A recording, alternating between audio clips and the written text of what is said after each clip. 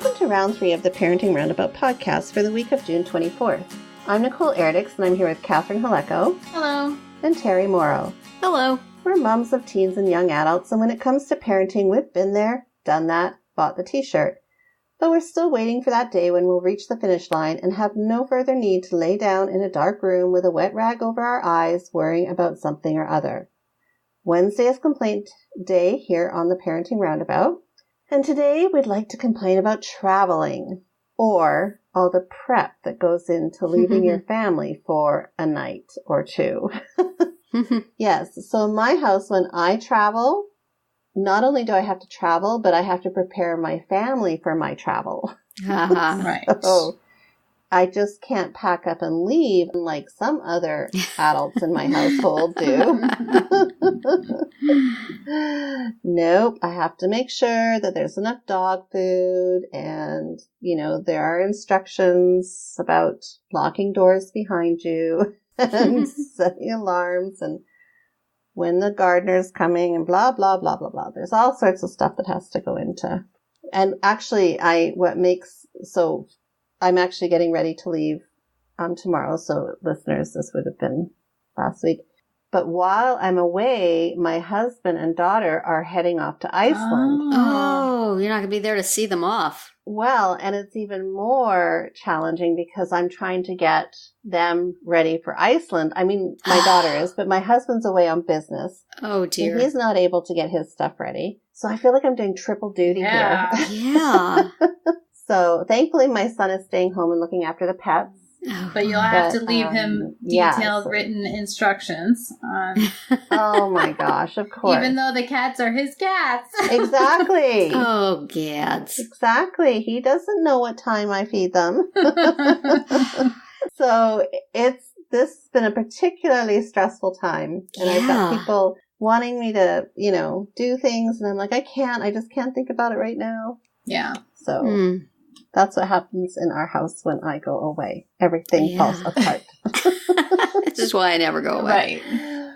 Yeah. I mean, I have been fairly lucky in that when I go away, if the rest of my family's staying home, I don't leave food for them or anything. I mean, I know people who cook in advance for their families, and nope, I don't do that. They're on their own because, I barely ever cook even when I am home. That's more my husband's arena anyway. Mm-hmm. But things like knowing where people are supposed to be and when is what all has to be like. Even though it's all on the calendar that's readily accessible and visible in the kitchen, right. I still have to have a separate piece of paper or an email or something in which I outline specifically, this person has this event at this time, at this place, and this is how they're getting there, and this is how they're getting home, and this is what they need to bring with them, and all of that good stuff. So. Yeah, that's kind of what it looks like in my house. And then some. Yeah. Yeah, it just kind of goes back to all that stuff we were talking about on Monday, just being the sort of primary person or the person who carries the mental load. Right. Because you have to offload that mental load onto somebody else, at least for a temporary time. And it's not easy. No. Because so much of it is just in your head, and then when you have to actually spell it out, it's time consuming. Yes. I mean, thank goodness, though, for texting and FaceTiming, because I do find now I just say a lot of just FaceTime me or just text me. And especially with the option to have Wi-Fi on airlines now, it's makes things a little bit easier too to right. make that bridge that gap. But you're not as unreachable as you once were. Although it's kind of nice sometimes to be unreachable, I would say. I don't know, because when you turn your phone back on and you got 4,000 messages. That's true. I don't know. The flight that we're taking to Rome at the end of the summer has no Wi-Fi, heaven forbid. And it's 13 hours, and I don't know how that's going to go. But will some of your family be with you? Just my husband. Oh, so you are going to have to really Yep. Mm. Yep. Yep. I had a friend Interesting. post on Yeah. Facebook the other day that a conversation she had with her sons, who are older. They're close in age to your kids, and the parents were going away somewhere and leaving the kids home, and the parents were not going to be reachable, and they're like, here's a neighbor, or, here are people you can call if you need something, but only do it if, the house is on fire, or, you're bleeding uncontrollably, or both cats are unconscious, or whatever. Right. And the kids were like, but what if a cat throws up? Like, that would be an occasion where you did not call the neighbor for help. Like, figure it out. Aw. Like, you are both very, mature, intelligent people. Like, you gotta figure it out. Yep. Exactly. Sink or swim, Well, kids. that's what I'm thinking. This is going to be good practice for my daughter, will be moving to university a week later after we get home. She's going to be on her own. Uh-huh. So I've tried. I've done everything I could. Now up to the real world to teach her. Yeah. Yeah, and that's going to be so much packing and getting ready. I can't even. The thought of it makes me ill. Oh, dear. Because with your son, he was going to college a lot closer to home, and he, you could always run back and forth or whatever, but that's not going to be the case when somebody moves to a different country to go to college. I know. Right. It's all got to go into, a couple suitcases, and yes, so I'll be the one doing, of course, all the, mental lifting for that too. Mm-hmm.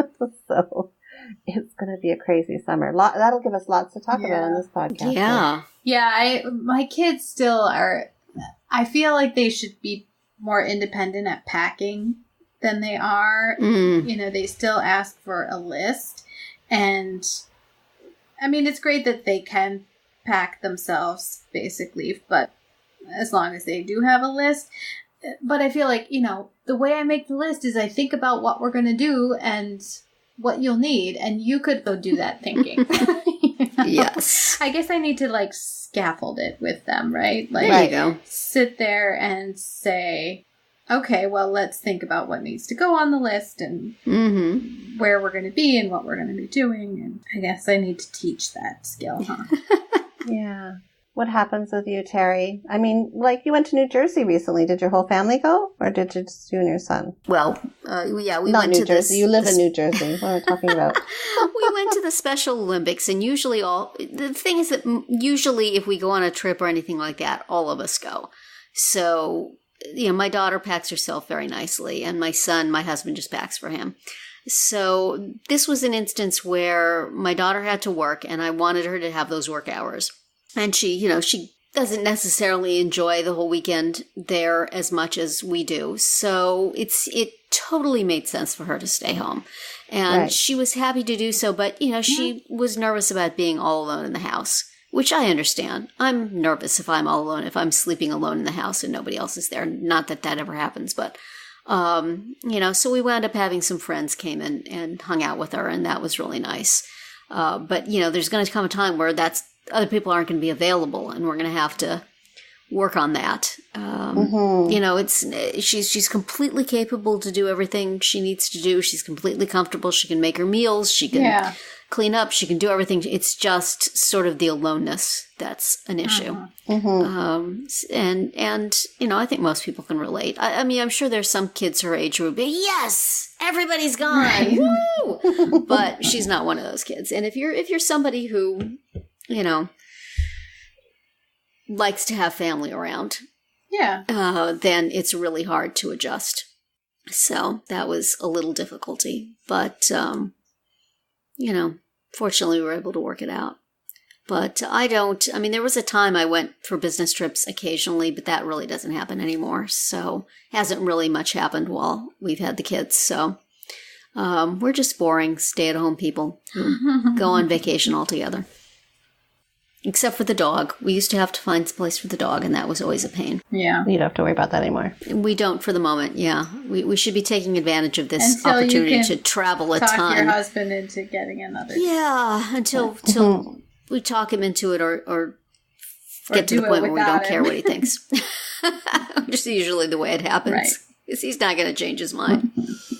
But sooner or later we decide we're going to overrule. Yeah. But that's always a big burden on travel. Yes. Having to find a place to put the dog and feeling good about that place and giving that place all the information and measuring out the dog food and sending the bowl and the bed and, what day are you going to do it? And I know our place is always closed on Sundays. I mean, somebody comes in there and takes care of the animals, but you can't go pick your dog up.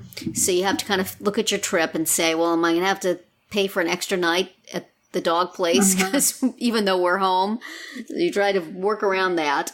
So, one time we had somebody pick the dog up a day before we got home and just hold her for us. But yeah, these are the little things that take the fun out of travel. Right. And fortunately, I have the capacity to just say, let's not do that. Let's stay home. Home's good.